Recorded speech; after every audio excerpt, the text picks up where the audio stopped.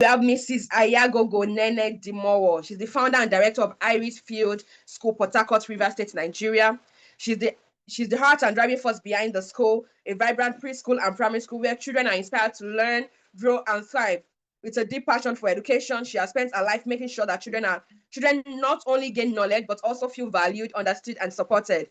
For over 25 years, Ayagogo has worked closely with children, families, and schools, bringing warmth, skill, and insight to every interaction. She blends her expertise in Montessori education, special needs support, and child development to create safe, inclusive spaces where every child, no matter their background or learning style, has the chance to succeed. When I see people that are school owners, directors of schools that also have qualifications in special needs, it tells you that they know what you're doing. Because a lot of people, in fact, I've met school owners, I've met principals in major schools. When I say major schools, I mean big international schools in places like Abuja that tell me that what's there in special needs, just be patient with the child. Any special needs child, there's no big deal in it. Just be patient. Once you're patient with the child, you'll make progress. And I'm like, really wonderful. And I tell people, patience, love, caring, they are virtues you need to work with children with special needs, but they're not strategies. Patience is a virtue to work with a child with special needs, but it is not a strategy. So when you see somebody that has the knowledge, that has the skill, and has the patience, I mean, give them their flowers. They deserve it. So today we have Mrs. Ayagogo Dimowo. Good to have you, my darling sister. Please, you have the floor. Thank you so much. Thank you, thank you, thank you. It is always a pleasure. It is absolutely my pleasure to be here. Let me first of all congratulate you on 2 whole years. Rubies! Go Rubies. So congratulations. And thank you so much for putting together this wonderful, wonderful session. I mean, let me give you your flowers. Let me Thank give you you. your flowers, honestly. So I'm very excited to be here this evening and I look forward. I'm so excited. I joined Mrs. Shonibare, TS. You know, we call you TS and TA. So TS, her session was fantastic. I loved it. It is always so fantastic to hear from parents. You know, any parent that first of all take that step of actually saying and recognizing and seeking for help, you know, and just recognizing that look, something is not quite right. I need to take a look at it. I give you your flowers, honestly. We have a lot of flowers to give. I think you guys deserve a lot of honor because I know it is not easy. It's not a walk in the park at all. So we have a very I think we have just 45 minutes. I know as a typical teacher, I like to talk. I know. So I'm going to do something really, really quick. I'm sharing my screen right now, and I'm going to set my timer so that I can keep to time. You see, I'm sure I've already taken like 2 minutes, so I'm going to set my timer to 40 minutes, and the timer goes off. So I understand that we have a mixture of parents, we have teachers. I hope we have teachers. Yes. Yes, we do. And I hope we have some fellow school owners, even though I hate that name, but that's what everybody recognizes. I hope we have fellow school owners here. I Oh, hope we also have people that intend to run schools. So my school is an inclusive school, first of all, and it is difficult in our environment, right, to actually have an inclusive school, but we're striving. We're trying to make it work. And I believe that once we have the heart to do the work, right, any obstacle that you meet, somehow we'll overcome it.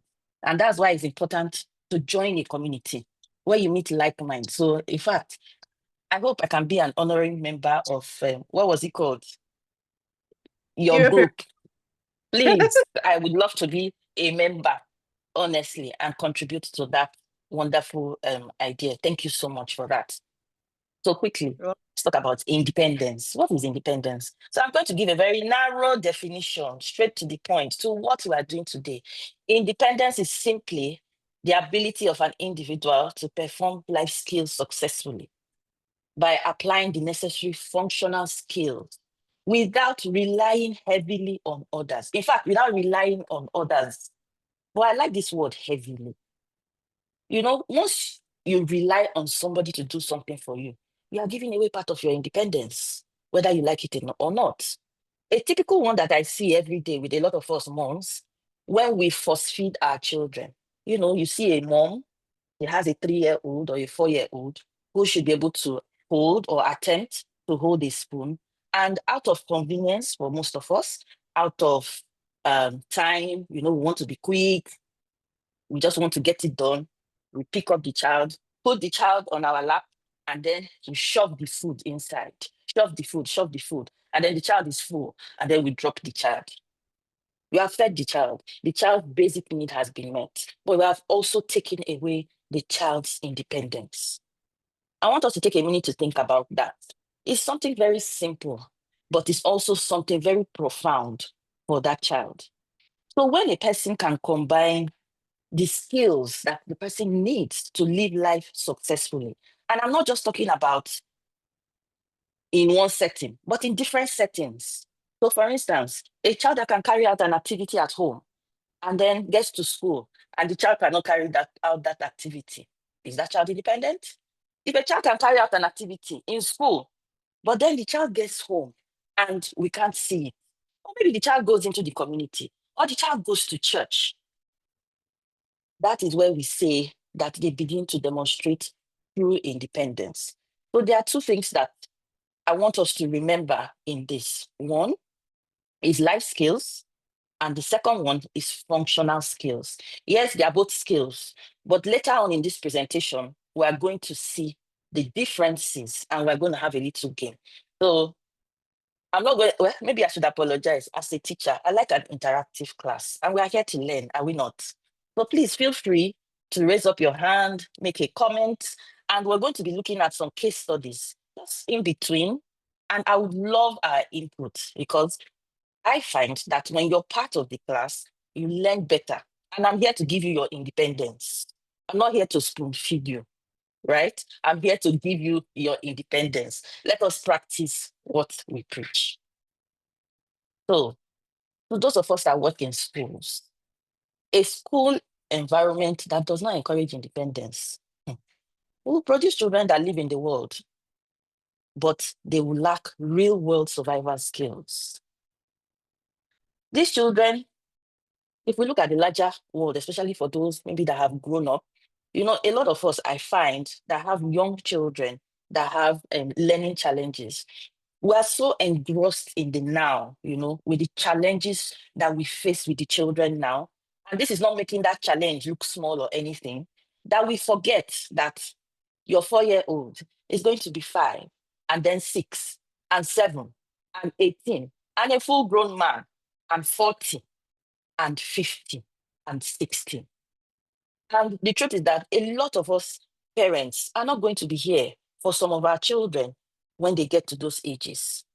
What's going to happen to them?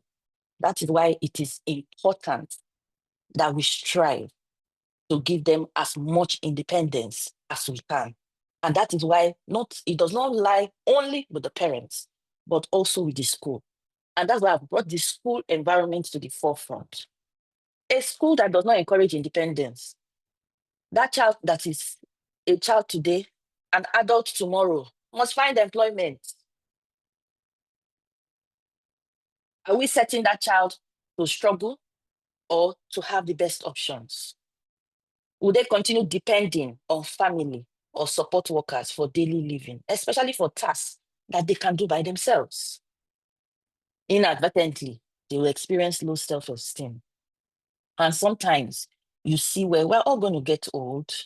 Age is just waiting for us. In fact, I was telling somebody yesterday that I'm looking forward to getting older, and seeing how it's going to be. And already, where some of us are starting to feel some, of the aches and all that. Like, for instance, in the morning, maybe previously you stand up and jump out of bed. You find out that it takes you a few minutes. We're not getting stronger, right? So, what kind of care? Sometimes we see that there's a long-term caregiving burden on parents. How are we thinking of that? How are we thinking of what we're going to do as our children get older? Remember that every time we do it for a child, instead of teaching them, when you do something for a child, instead of teaching them, we are taking away part of their adult future. Because whether we like it or not, they're going to live in the world. They must have real world survival skills, at least to the best that they can get. Even in this part of the world, you agree with me that, I mean, there's hardly any, provision for adults that maybe are living on the spectrum. It's usually family members and all that. So the government, as it is now, I don't know, maybe somebody can correct me if I'm wrong, but they don't have those plans. That means that what? We need to prepare these children. We need to do it ourselves. Now, let's go back to independence. What are some barriers to this independence? Over prompting by adults. Remember when I talked about feeding the child? Oh, maybe the child wants to attempt to do something. Oh, no, he's going to hurt himself. Yes, I know that there are instances where you don't put the child in danger, but we must expose these children to what they can do. Now, if you can remember from the wonderful bio that she read at the beginning, I'm Montessori trained. And in Montessori, we believe that no child is born empty. No child is born empty. It's just that some children just need a bit more work to get, to a certain level. Now, prompting by adults, it ain't going to help those children. Our expectations for these children, what are they? Let me talk to parents. What's your expectation for your child? I remember when I used to go for job interviews, one of the most common questions they will ask is, so where do you see yourself in 5 years? Where do you see your child in 5 years? Where do you see your child in 10 years? What are your expectations for your child? The teachers, and those who handle them, to the therapists. What is your expectation for this child that you're working with? Do you have high expectations? Do you have low expectations? Another barrier to independence is lack of structure in the environment. There must be a plan. You must be an advocate. If you're a parent, you're a tutor, as long as you're working with a child that needs that support, advocate for that support. Why is this child sitting in the classroom? And when others are learning, the child is just sitting down and being ignored. Why is this child being put in another room? Why is this child not being, engaged? Why are we not exploring other things in the environment that this child can be good at? I don't know how many of us can remember in recent times a child on the spectrum that won the Guinness Book of Records for the largest painting in the world. Please, if you remember, just signify, I remember it was going around in the news, and even the president's wife honored him and the mother was being interviewed and all that. Just imagine, I like people to picture in their minds if this child, obviously without anybody saying it, there was a level of structure in this child's environment. Another barrier to independence can be communication difficulties or even sensory challenges, which someone mentioned in the comments asking a question about, sensory challenges. I'm going to piggyback off what TA said. Not every behavior, right, needs that attention. Recently, a parent was telling me about, so her child has is on the spectrum and wonderful 9-year-old girl, and she loves to sing. She just loves to sing. So when she's in the classroom, and she'll just set off singing, it, you know, with time she has learned how to hum. And then one day the mom came and she was like, oh, this child, when we go to church, she'll be singing and people will be looking at me. And I asked her, I said, is it a bad thing to sing? It's not a bad thing to sing, right? Is she disturbing anybody? Even adults, sometimes I know a lot of us here, when we're having our bath, if I'm privileged to be around the area you're having your bath, oh my goodness, in fact, some glasses will shatter, maybe my eardrums will burst, So, and another thing I believe why that parents feel that way is because of how, people around have perceived, which is why I'm so excited about this. More people need to know. We need to advocate. And even Tears, when she mentioned that her elder son is an advocate, fantastic, great. So if anybody doesn't understand him, he has someone there to advocate for him, which is absolutely, absolutely fantastic, and which lends to his independence. You find out that in my experience, people that have challenges or react in not so great manners to children, let me use children on the spectrum, are usually adults. Children themselves, oh my goodness. When I think about it, when I see some scenes, sometimes I have goose pimples. They're always willing to help, they're always willing to, come together, even at times in the classroom. And this is from personal experiences. I've had a situation where a child, had what we popularly know as a meltdown, and his classmates came and we're trying to, oh, no, okay, what do you want? Calm him down. If only we can be like children. When the Bible says the kingdom of God, you have to be a child to enter the kingdom of God. This is exactly what we're talking about. As an adult, how do we react to these situations? If we imagine that a parent is working on giving her child or his child the best independence that he can give, when we meet any child, we'll be more forgiving. And that child doesn't have to be on the spectrum. The child does not have to have any special needs. Just by, for me, I think it's just being human.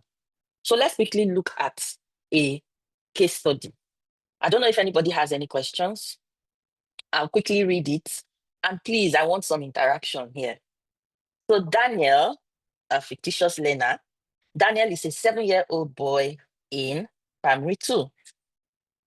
And sorry, let me just move this. Something is covering my screen. Okay. And every morning when he arrives at school, he waits at the classroom door until his teacher helps him take off his backpack. His teacher unzips it and places his books on the table. This is a wonderful teacher, is she not? During lessons, Daniel will not begin to write until an adult sits beside him and tells him exactly. The adult will say, okay, Daniel, start, bring your hand, let me hold it. Okay, start writing here. If the teacher is busy with another child, because of course in the classroom, you have more than one child, what happened? Daniel sits quietly and does nothing, waiting for help. Even when he knows the answers, he asks, what should I do before attempting any task? What do we think about this in terms of Daniel's independence? Please, house, somebody help me out. Don't leave me lonely on this side. Anybody?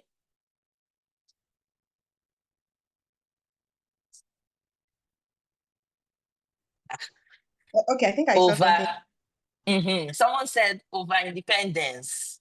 Exactly, over independence. And what do you think the teacher should do? What would you advise this teacher to do?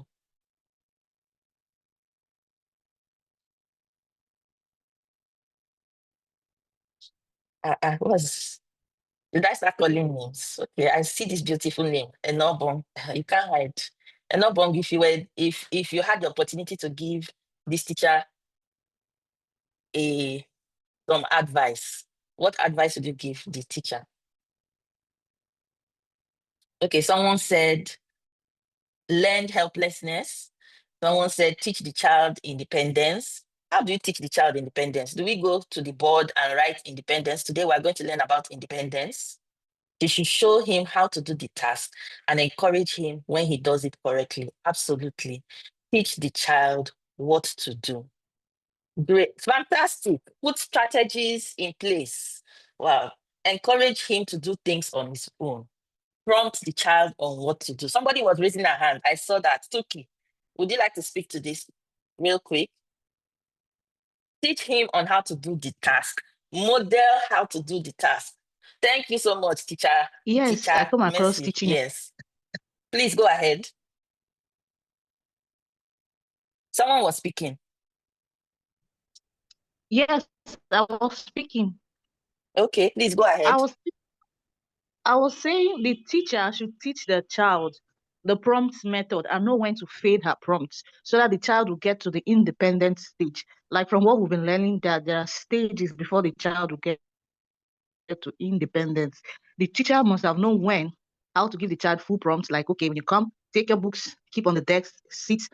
After some time, the teacher should know when to allow the child to do this, to see if he or she really gets the example that the teacher is showing him or her, then the teacher can allow the child to see if he understands, then allow him to be independent instead of over prompting or Absolutely. over depend on. Absolutely. Thank you so much. Absolutely. So the teacher can do so the teacher can do what we call fade her prompts, right? So, teach the child what to do. Someone said the teacher can model it and then step back, but it is important. We don't want Daniel to become dependent on constant adult prompting. It can be quite annoying, can't it? When before someone, even in the workplace, let's relate it to the workplace. Maybe you have somebody working under you, and what some people will popularly say, this person is not taking initiative. This person is not taking initiative. Well, for every single step, person comes to you, what should I do? Okay, should I put this here? Should I? We don't want that from Daniel because we'll be taking his independence away from him. Thank you so much. Now let's move on to, you remember that I mentioned life skills and functional skills. So it's important that we define what life skills are. Life skills are broad, everyday abilities people need to live independently and successfully. So, for example, communication. Communication is very important. In fact, I believe that half or 75% of world problem will be solved if all of us can improve our communication skills. Then you have cooking. Of course, we must eat. Stomach is very important, is it not? Now we have functional skills.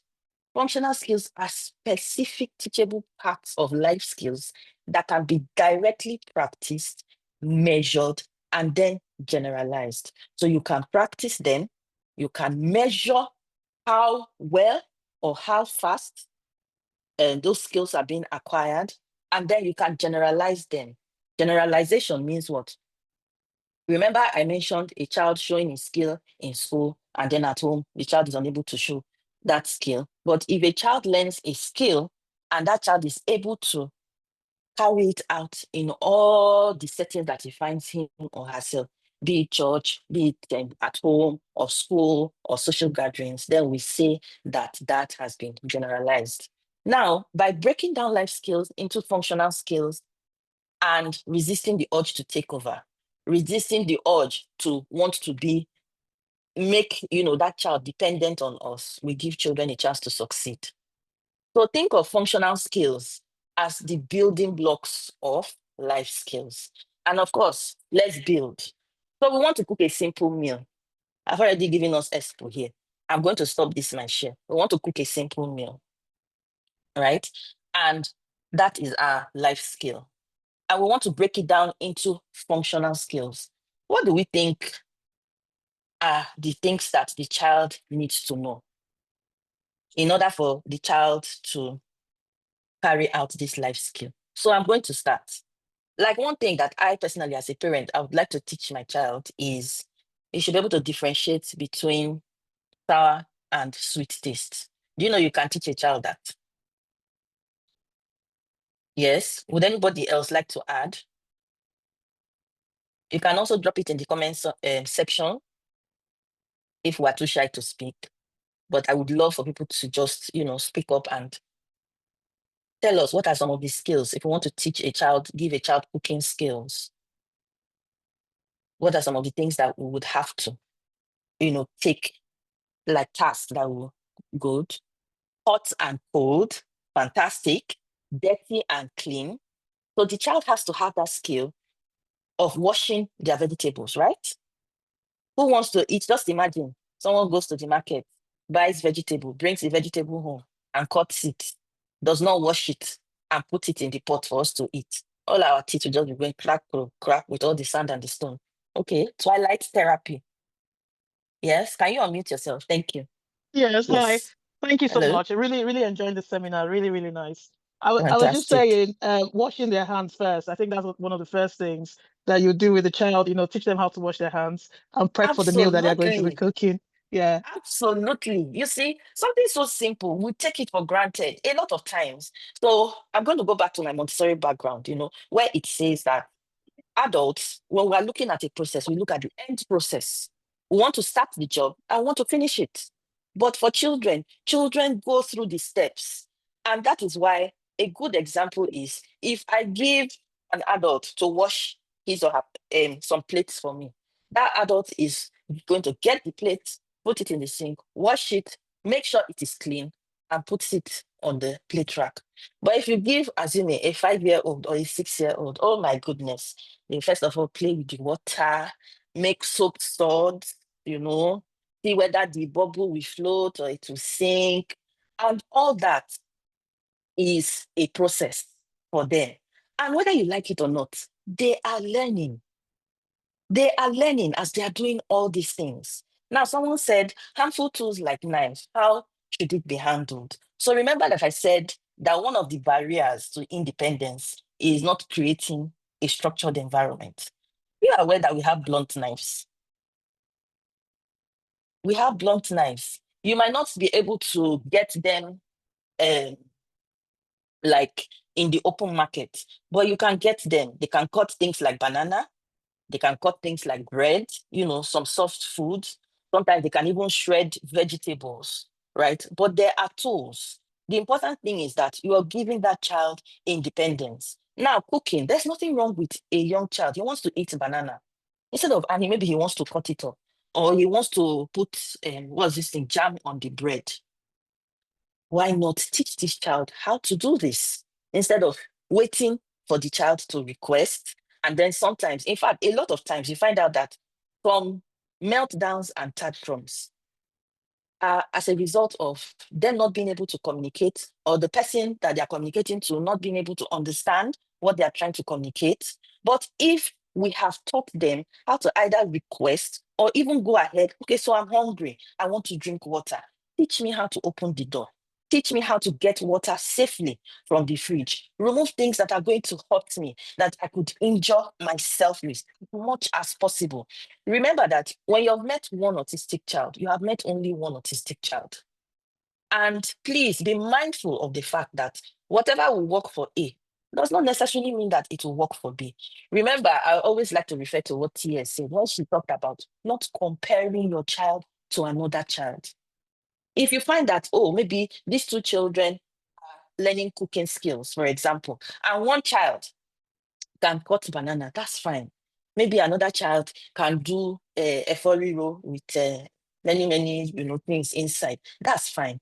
The important thing is that you are giving this child independence. So someone says, let the child know the name of the dish we are cooking. Great. So if the child knows the name of the dish they are cooking and they go somewhere and they ask them, what do you want to eat? The child can name the food. So a lot of times we have to be intentional about breaking these things into steps. These steps actually give the children more independence. So let's quickly go back to our slides. So there are so many other life skills that we can talk about. Let me see. So what about managing money? Shopping? What of using an ATM card? Maybe some of us, these are for older children or even adults. We want someone to be able to manage money. We are not managing money for itself. We are managing money to be able to buy what we need, identifying the bills, how to pay, counting change, and these days using ATM cards. Life skill. What are the functional skills that we need so that these children can develop their life skills and have more independence? One very important one is personal hygiene. So what kind of skills do we teach? Washing hands, brushing teeth, toileting, it depends on with reminders, even blowing nose into tissue. Those are functional skills in order to develop the independence in personal hygiene for the child. Employment readiness, asking for help, organizing materials. All these are skills that can apply and do apply across all kinds of employment. Be it as somebody that is an artisan or somebody that is a doctor or an artist, the person needs these skills. So how? How do we go about teaching these skills? We go about doing this by breaking them down into tasks. In behavior analysis, we have something called task analysis, where you break down the steps bit by bit by bit and you follow through. every skill can be taught step by step. That I can assure you. And these are the kind of things that we should be seeing in inclusive schools. So for the parents that has a child on the spectrum, what are you, what is your focus in terms of the skills that we want to teach our children? What's your focus? Sometimes we get, so engrossed in what the world says that we don't actually put the child in focus. We're so focused sometimes on what people will say or how people will perceive, okay, this child is counting to 100, my child is not counting to 100. This child is writing 1 to 1,000, my child is not writing 1 to 1,000. Is that really what the child needs at that moment? So if we don't take anything away from today, please, let's all remember that every skill can be taught step by step. Now, if we are taking our time to teach each skill step by step, that means that we are taking more time to teach. And if you are taking more time to teach, my brother, my sister, you have to guard jealously what you're teaching the child. You have to ensure that it is going to be useful and give that child the best quality of life that that child is entitled to. Every skill can be taught step by step. Okay, so we're running out of time, but what's our role in creating independence? We must maintain consistency. This is for schools. You must maintain consistency. A lot of times I see where the school, if the child is getting therapy from outside the school and the parents, they're not working consistent, they're not working on the same things. It's important. When we put the children at the forefront of what we are doing, we'll now realize that we need to take a step back, come together, and maintain some consistency for these children. It's also important to encourage the same expectations at home too. I encourage parents. The modern day now, not a lot of us are blessed to work for ourselves, right? If you can afford it, get someone to help you. Get all the help you can get. There is absolutely nothing wrong in getting help. But I must also warn you, please do get quality help. Training and modeling independent support strategies, collaborating with professionals. These I cannot underemphasize. Please, my darling parents, one very revered professional, somebody that I looked up to me, once said that it is better for a child not to get any therapy than to get bad therapy. So please ensure that you're collaborating with professionals and then monitor process through data collection.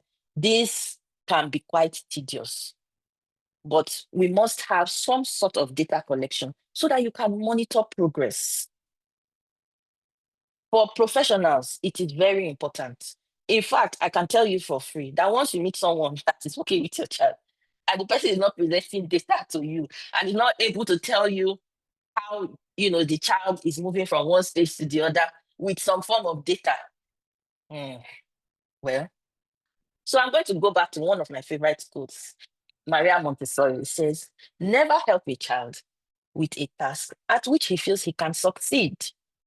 It is important in this journey that we are on that we take a step back and observe. Can this child, this thing that I want to do for this child, am I taking away his independence? This does not mean that we don't step into, where we are needed. But let us bear in mind that we need to prepare for the future. We need to give them as much independence. And we can't do it, maybe the school is doing it, the home is not doing it. No, it must be a collaborative effort. It must be. I hear a lot of parents talk about how schools collect our money and they're expected, they want us to do everything. Yes, that would be a perfect world, but that is not what is obtainable. As teachers, and people that work with children, there's always a difference. And sometimes I wish I could take a screenshot, or just a little video of what happens in school and how you see children that have parental involvement, no matter how small, and children that the parents are too busy. There's always such a massive difference. And I have to add that, in fact, in the cases of children that their fathers, what did I say? Fathers, oh my goodness. The fathers are involved in the children. When I mean involved, actively involved, there's always a difference. It's simply amazing. Just honestly, sometimes I wish there was a way I could, put a video together, a reality video for parents to see it. Then we will realize that the school truly cannot do it alone. But for the schools too, parents need our support. It takes a lot for a parent to take their most treasured treasure and put in your hands and trust you. The parents drop the children with us in the morning and go about looking for their daily living. And then they come back. They have left that child with us. What are we doing? Is there progress? Are we working to ensure these children are independent? Or are we taking away even the small changes that have happened? I've seen this happen a lot of times. So we are not without blame. Sometimes we don't listen to parents. Sometimes we are not empathic. Sometimes the parents also are not empathic. So this is a call that we all need to work together, because we are putting the children at the center. The key takeaways for this session: remember, independence is teachable. Independence is teachable. You can be deliberate about it. Applied behavioral analysis, it provides a structured, evidence-based framework. What does that mean? It provides structure and it is evidence-based, meaning, remember I mentioned data. We take data and we show the progress. So we are not just giving anecdotal feedback. We are giving you evidence based on data that was collected. School mindset and school culture and staff mindset, they are critical. They are very, very critical. And as a parent, it is very important. In fact, I think every parent here, when you go for school inquiry, ask this question: what goals or what is your approach to independence, to teaching independence for your child? School mindset, very important. We need to begin to develop a culture where we begin to teach children independence. Remember that small changes often lead to long-term gains for children. So whatever small changes that we're doing now, sometimes it might seem as if we are putting in so much, but we are not seeing those immediate results. Your child might not be your child's journey might not be the same as the professor, the man on the spectrum. I think that one, he didn't start talking until he was 11. It will not be the same journey. It will not be the same journey as that our GT, that our, what's it called? Guinness Book of Records winner. But know that every child has a wonderful, unique journey, which we must ensure that we provide a structured environment where that child develops their own independence, which leads them to have a wonderful, well, I won't say wonderful, but their best life. So thank you so much. I don't know if we have any questions. Thank you so much, Dimowo. I'm sure definitely we must have questions, because people were asking some questions about school during TS Okay. session. Yes, so I think this is the time to ask your questions. This is the time to ask your questions. Okay. So while we're waiting, I see some comments. Somebody saying, learn to open their water bottles by themselves. Great and fantastic. You know what? Open their lunch box by themselves. So when you are buying lunch boxes, please take note of how easy or how difficult it is to open those bottles and lunch boxes. Let's see. Okay, yeah. While we wait for the question, I just want to add to something you said about parental influence. You know, you are saying something that as teachers and people that work in school, it is very easy for us to know when a child that the parents are really involved and a child that the parents are not involved. You don't need to come and tell us I'm involved. You don't need. We know. And I like to cite this example of a family I worked with when I was working in school. Like this family, when I still think about them, it blows my mind. When I met them, then I was working in school as the same coordinator. When I met this parent, they said that was the fourth school they were changing. Wow. They were changing school because not like they were not seeing schools, but the school was not giving them what they needed. And at that point, they were already planning to relocate out of Abuja because they were not getting the school their child needed. Do you know what the father did?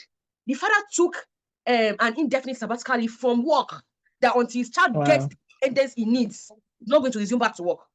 Of course, we must actually have another means of funding, you know. And the mom also does her own personal, she has her own personal firm that she runs. Those parents, when we resumed, in fact, the first question is they need to see this. They said they wanted to meet the SEN coordinator. So I met them. They said they don't want to talk to the LES teacher first. Let them talk to the SEN coordinator before they come back to the LES teacher. So they talk about me with questions. These people are learned people. In fact, the father is a pediatrician, so they are well learned. You know, they were just bombarding with questions, and I was answering their questions. They were like, okay. They think they're satisfied. Eventually, they enrolled their child. Do you know that every blessed day, drop off, pick up, both parents come into school to drop the child. Wow. Both parents come into school to pick up the child. Every day after pickup, during pickup, they ask to meet the class teacher or the shadow teacher to ask questions. What happened that day? What is the assignment for us, the parents, today? Wow. And not only will they do the assignment, they will do it and send you a video evidence of them doing the assignment. With the child. See, in 1 year, like one session, that boy became fully independent in class without a shadow. Wow. He became very vocal, very expressive. As it's still mind-blowing. Of course, not everybody would have that free of having to step out from work to be able to do that. Talking about parental involvement. It is so key. In fact, something that you said now, just made me realize early intervention.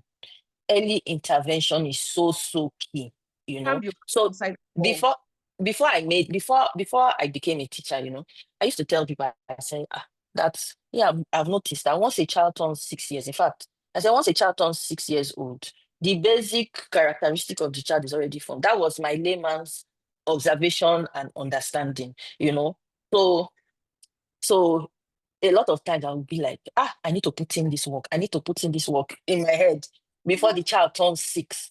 And, going into education and all that has taught me that early intervention is so key. I have seen it. If we encourage parents, and I want parents to be encouraged now, it's almost like you put in everything at that early, you see results.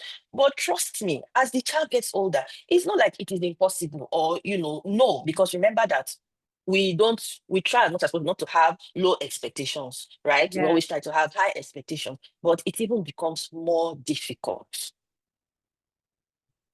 So that's why it's important as early as possible. Early intervention, it cannot be overemphasized. It's so key.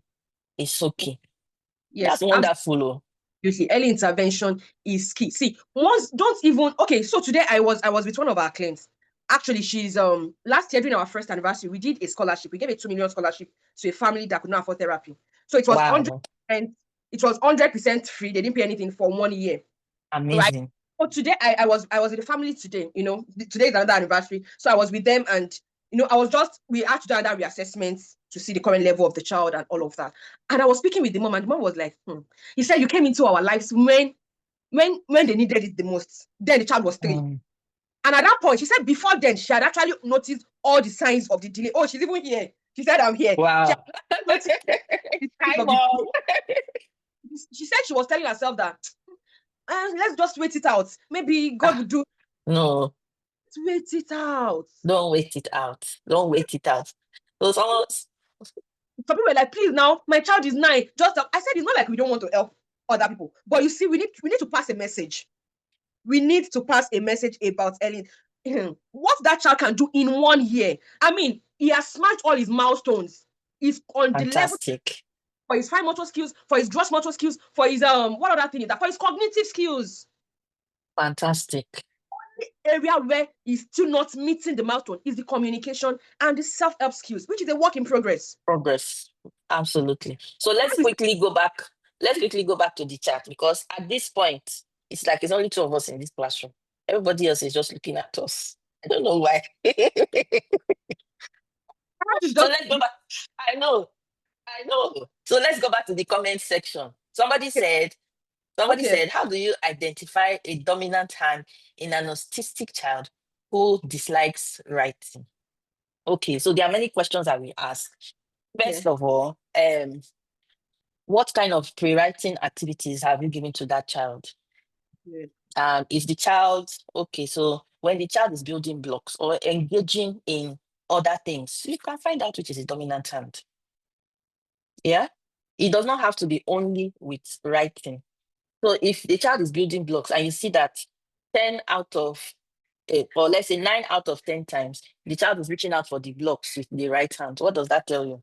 Or 7 out of 10 times, the child is reaching out with. So don't wait for only writing. There are other skills. What does the child, how old is the child? If the child is a baby, if there is a toy or something that the child is reaching out, you have to, like, what I would advise you to do, this is a very quick, and I should not be doing this, but just what I would advise you to do is just take out time, observe when the child is doing other things or something in particular, which hand the child goes for. And don't forget, do you know that there are some children I recently learned that are ambidextrous? They can actually use both hands, and they can use both hands to write. And if I tell you how I found out, people will laugh at me. So I won't say. Okay. So someone else asked, I hope you can hear me. Yes, we can hear you. So someone else asked, what do you do to a child at home? He's not given a task to do, but at school, you make him do things, everything like picking up his pen. He has speech issues, flappy hands, and even to clap is an issue until you help him out. So what I would say to this is, what's the diagnosis? I think that's the first thing. Have an idea, yes, but remember, as I said, you meet one child, you have met one child, every child is different. So it would be nice to know and then what kind of speech, when we say speech issue, what are we talking about when we say speech issues? It would help for it to be more specific, to specifically, answer this question correctly. So it's mostly guess, which I would not like to do. So maybe you can reach out to TA. Please, my son will be 7 years by October. I need recommendations for school with inclusion. Okay, so my school is in Port Harcourt. And to be honest, what I would say to you is visit the school, the school that you are interested in, and find out if they're inclusive. Some schools will say they are inclusive, and I think I can say this with my full chest now because I'm in school owner. Some schools will say they're inclusive and there's no inclusion. So go in yourself and check it out. Remember, ask questions. Like, at least there's one question that I've told you today. Ask, what's your plan? How do you people, what's your school culture on independence? How do you encourage independence with regards to your special children that you admit? So someone actually said my son used both hands. Another person concurred. Another person concurred. So you see? So maybe if one more person says that their child uses 2 hands, I will tell you the story of how I found out. Okay. He can't even say a word, only the ah sound. Okay. So again, I would ask, how does he ask for things? How does he communicate? I'm trying not to use technical language here. I don't know if I'm talking to a parent or a tutor. Does he demand?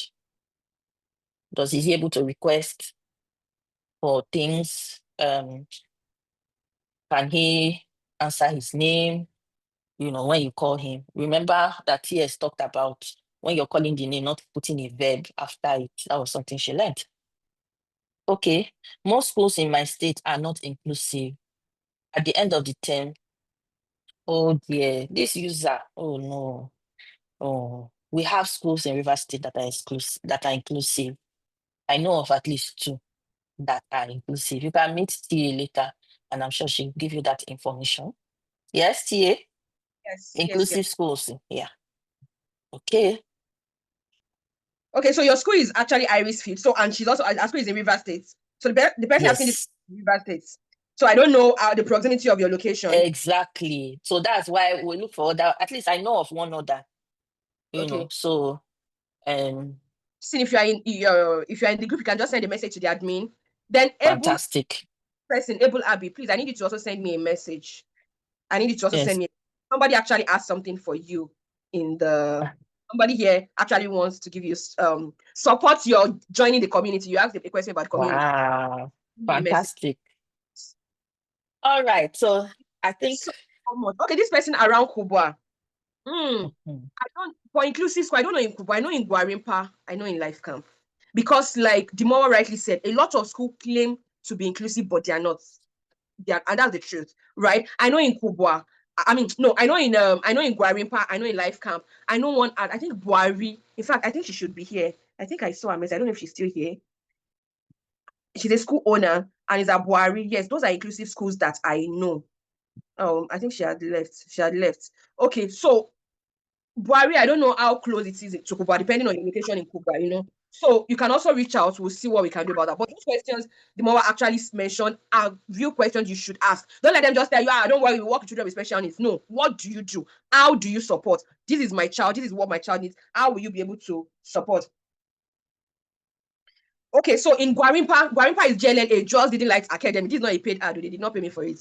I'm just telling you because I know the school, right? I know the school. I know their SEND coordinators. I know the school and I know they are good, right? And I've actually worked there.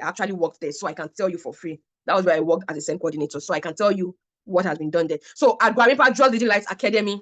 At Life Camp, Just Didn't Like International, right? Then which other one is that? You said we're Jahi. I don't know for Jai. I know Aduve. I know Aduve is in Jai, and I've heard good things about Aduve, but I really do not know much about them. Okay, so please, you can just send message to the admin. Send message to the admin. All of those questions will be sorted. I don't want to keep us here for too long. Okay, thank you so much. Tomorrow is another day. We are starting 10 a.m. tomorrow, and we have a therapist are the one speaking tomorrow. We have a therapist coming, the director of speech up services, and my humble self. And again, if you didn't hear me when I talked about this is Heroes Parent Hub. So if you're a parent to a child with special needs and you need to join a community of people that are believers, a community of people that will not judge you, a community of people that will hold you accountable, a community of people that can support you, a community where you will learn and you won't feel judged, you won't be scared you can be naked and not be ashamed. This is the community you belong. So we would also share more details maybe by the end of tomorrow, not today, by the end of tomorrow, we'll share details about how you can join this community. Thank you so much. Thank you so much.